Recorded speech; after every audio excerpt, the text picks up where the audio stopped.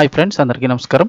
Friends, మంచు విష్ణుకి పోలీసులు అయితే నోటీసులు జారీ చేశారు. ఆ కేసులో A2గా నిర్ధారించి నోటీసులు అయితే ఇవ్వడం జరిగింది.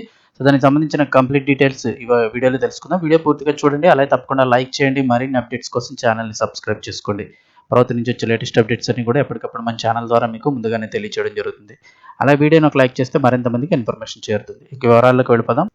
మా అధ్యక్షుడు మంచు విష్ణు పైన కేసు నమోదైంది. మంచు మోహన్ బాబు విశ్వవిద్యాలయానికి సంబంధించి విద్యార్థి నేతల కిడ్నాప్ కేసులో కీలక పరిణామం చోటు చేసుకుంది.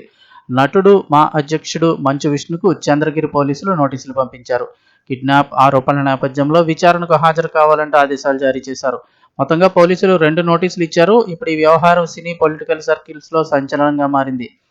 మోహన్ బాబు విష్ణుపై కిడ్నాప్ కేసు ఇప్పుడు వైరల్ అవుతోంది. తిరుపతిలోని మంచు మోహన్ బాబు యూనివర్సిటీలో అధికంగా ఫీజులు వసూలు చేస్తున్నారని కొంతమంది విద్యార్థి సంఘాల నాయకులు నిరసనలకు దిగారు.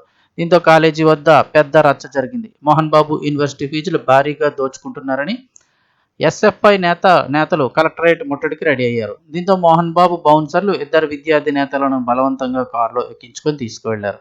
అక్బర్, వినోదులపై బౌన్సర్లు దాడులు చేసి కారులో ఎక్కించుకొని కిడ్నాప్కు పాల్పడినట్లు నాయకులు పోలీసులకు ఫిర్యాదు చేశారు.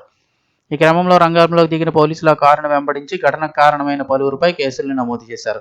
దీనిలో మోహన్ బాబు అలాగే మంచు విష్ణుతో పాటు విష్ణు పిఆర్ఓ సతీష్ పైతో సహా మొత్తం 13 మందిపై ఈ నెల 3న కిడ్నాప్ కేసు నమోదైంది. తాజాగా ఈ కేసులో పోలీసులు మంచు విష్ణుకు తిరుచానూరు పోలీసులు నోటీసులు జారీ చేశారు. 3 రోజుల్లో విచారణకు హాజరు కావాలంటూ ఆదేశించారు. అయితే దీనిపై మంచు విష్ణు ఇప్పటికే పలు మూవీ షూటింగులు షెడ్యూల్ ఖరారైపోయి ఉన్నాయని పోలీసులకు లిఖితపూర్వకంగా చెప్పారు. ఫిబ్రవరి 15 తర్వాత విచారణకు వస్తానని వెల్లడించారు. ఈ కేసులో A1గా పిఆర్ఓ సతీష్, A2గా మంచు విష్ణు, A3గా మోహన్ బాబు పేర్లను చేర్చారు. ఈ వివాదంతో మరోసారి మంచు కుటుంబం వార్తల్లో నిలిచింది. మరోవైపు అధిక ఫీజుల వసూళ్లను ప్రశ్నిస్తే అరెస్టులేంటని విద్యార్థి సంఘాల నాయకులు మండిపడుతున్నారు. కిడ్నాప్ కేసులో పిఆర్ఓ సతీష్, A1తో పాటుగా బౌన్సర్లు కూడా ఇప్పటికే అరెస్ట్ అయిన విషయం తెలిసిందే. అయితే ఈ విషయంపై ఇప్పటికే ఏపీ హైకోర్టులో మంచు మోహన్ బాబు క్వాష్ పిటిషన్ దాఖలు చేశారు.